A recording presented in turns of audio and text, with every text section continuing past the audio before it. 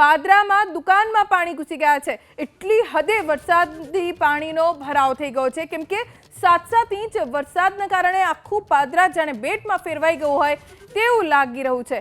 વિસ્તારો જળમગ્ન થઈ ગયા છે અને જળબંબાકારની સ્થિતિ આખા પાદરામાં છે।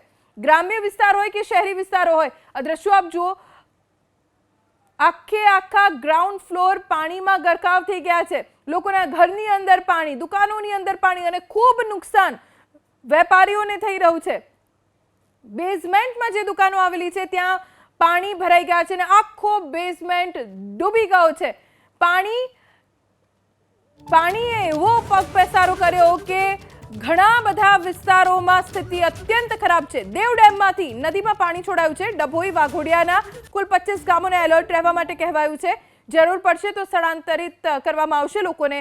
દેવ ડેમમાં પાણીનો આવરો ખૂબ વધી રહ્યો છે અને રૂલ લેવલ જાળવવા માટે નદીમાં પાણી છોડવામાં આવી ગયું છે।